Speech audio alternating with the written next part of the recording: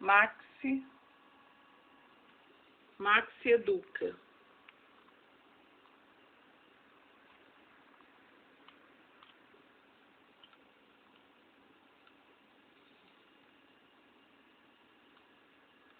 Leitura da minha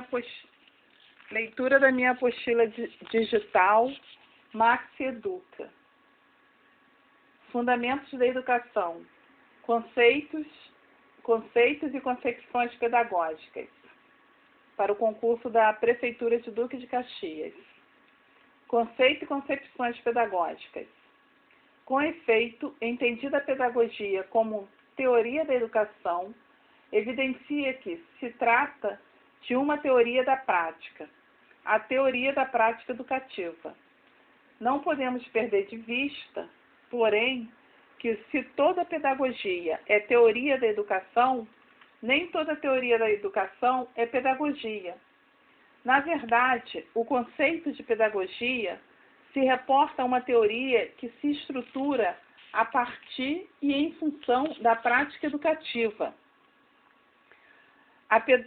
A pedagogia como teoria da educação busca equacionar, de alguma maneira, o problema da relação educador-educando, de modo geral ou, no caso específico da escola, a relação professor-aluno, orientando o processo de ensino e aprendizagem. Assim, não se constituem como pedagogia aquelas teorias que analisam a educação pelo aspecto de sua relação com a sociedade, não tendo como objetivo formular diretrizes que orientem a atividade educativa, como é o caso das teorias que chamei de crítico-reprodutivistas. Feita essa observação preliminar, podemos considerar que, do ponto de vista da pedagogia, as diferentes concepções de educação podem ser agrupadas em duas grandes tendências. A primeira seria composta pelas concepções pedagógicas que dariam prioridade à teoria sobre a prática, subordinando esta àquela, sendo que, no limite, dissolveria a prática na teoria. A segunda tendência, inversamente, compõe-se das concepções que subordinam a teoria à prática e, no limite, dissolvem a teoria na prática. No primeiro grupo estariam as diversas modalidades de pedagogia tradicional, sejam elas situadas na vertente religiosa ou na leiga. No segundo grupo se situariam as diferentes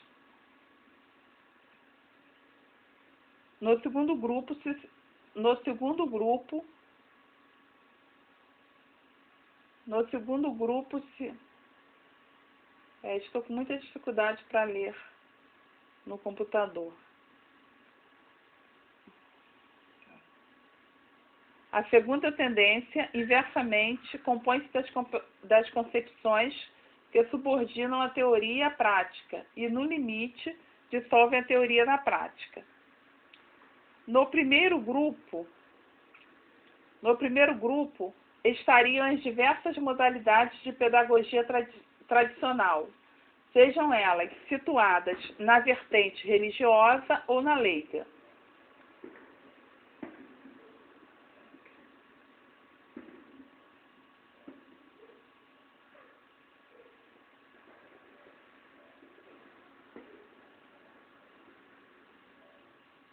Ou na leiga. Repetindo. No primeiro grupo estariam as pedagogias. No primeiro grupo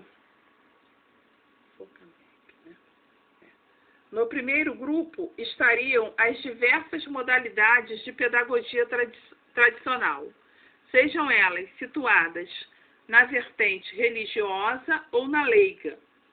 No segundo grupo se situariam as diferentes modalidades da pedagogia nova.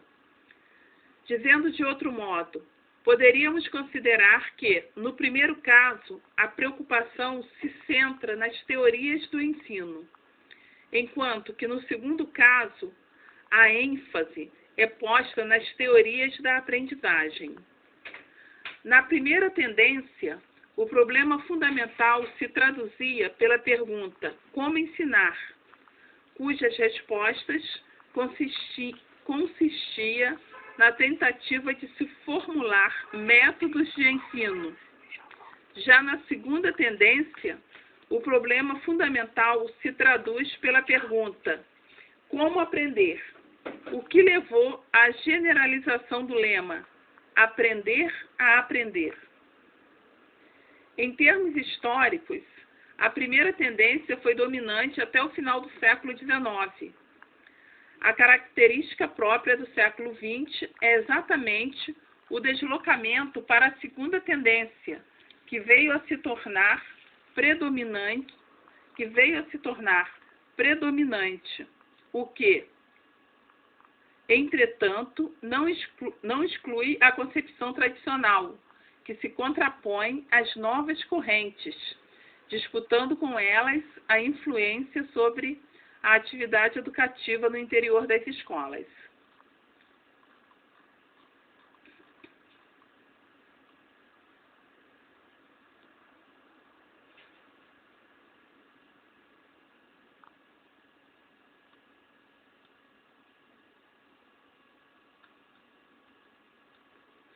As concepções tradicionais, desde a pedagogia de Platão e a pedagogia cristã, passando pelas pedagogias dos humanistas e pela pedagogia da natureza, na qual se inclui Comênio, assim como a pedagogia idealista de Kant,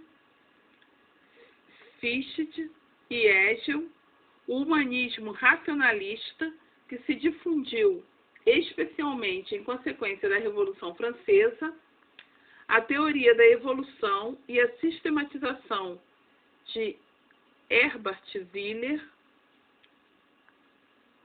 desembocavam sempre numa teoria do ensino, pautando-se pela centralidade da instrução, formação intelectual. Pensavam a escola como uma agência centrada no professor, cuja tarefa é transmitir os conhecimentos acumulados pela humanidade, segundo uma gradação lógica, cabendo aos alunos assimilar os conteúdos que lhes são transmitidos. Nesse contexto, a prática era determinada pela teoria que a moldava, fornecendo-lhe tanto o conteúdo como a forma de transmissão pelo professor, com a consequente assimilação pelo aluno. Essa tendência atinge seu ponto mais avançado na segunda metade do século XIX, com o método de ensino intuitivo, centrado nas lições de coisas.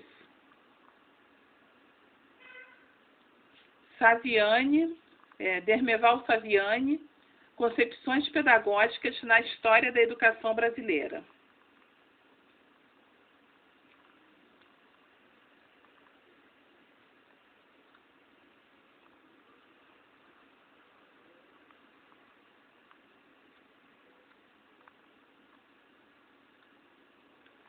Por sua vez, as correntes renovadoras, desde seus precursores, como Rousseau, e de alguma forma também Pestalozzi e Froebel, passando por Kierkegaard, Stirner, Nietzsche e Bergson, e chegando ao movimento da Escola Nova, as pedagogias não diretivas, a pedagogia institucional, Lobreau, Ury, e ao construtivismo, desembocam sempre na questão de como aprender, isto é, em teorias da aprendizagem em sentido geral. Pautando-se na centralidade do educando, concebem a escola como um espaço aberto à iniciativa dos alunos que, interagindo entre si e com o professor, realizam a própria aprendizagem, construindo seus conhecimentos. Ao professor cabe o papel de acompanhar os alunos, auxiliando-os em seu próprio processo de aprendizagem. O eixo do trabalho pedagógico desloca-se, portanto, na compreensão intelectual para a atividade prática, do aspecto lógico para o psicológico, dos conteúdos cognitivos para os métodos ou processos de aprendizagem, do professor para o aluno, do esforço para o interesse, da disciplina para a espontaneidade, da quantidade para a qualidade. Tais pedagogias configuram-se como uma teoria da educação que estabelece o primado da prática sobre a teoria. A prática determina a teoria. Esta deve se subordinar àquela, renunciando a qualquer tentativa de orientá-la, isto é, de prescrever regras e diretrizes a serem seguidas pela prática e resumindo-se aos enunciados que vierem a emergir da própria atividade prática desenvolvida pelos alunos, como o acompanhamento do professor. Desenvolvidas pelos alunos com o acompanhamento do professor. Essa tendência ganha força no início do século XX.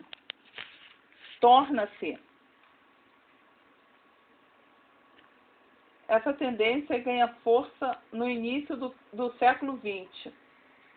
Torna-se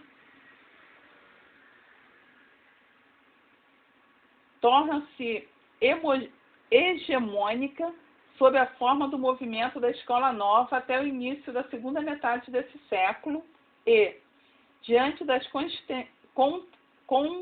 contestações críticas que enfrenta, assegura seu predomínio, assumindo novas versões, entre as quais o construtivismo, novas versões, entre as quais o construtivismo é, provavelmente, a mais difundida na atualidade. Se nos séculos XVII, XVIII e XIX a ênfase das proposições educacionais se dirigia aos métodos de ensino formulados a partir de fundamentos filosóficos e didáticos, no século XX a ênfase se desloca para os métodos de aprendizagem, estabelecendo o primeiro dos fundamentos psicológicos da educação. Nesse contexto, o conteúdo a ser ensinado e os valores formativos podem ser elucidados a partir do processo de aprendizagem do aluno, deslocamento que gera uma redução do processo educativo, produzindo uma cultura escolar mais simplificada. Para Vera Valdemarin, a matriz desse novo sistema doutrinário sobre a educação, do qual deriva um novo modelo para a profissão docente, pode ser localizada em Dewey. Após citar a passagem em que Dewey afirma que na atividade educativa o professor é um aluno e o aluno é, sem saber, um professor. E tudo bem considerado melhor será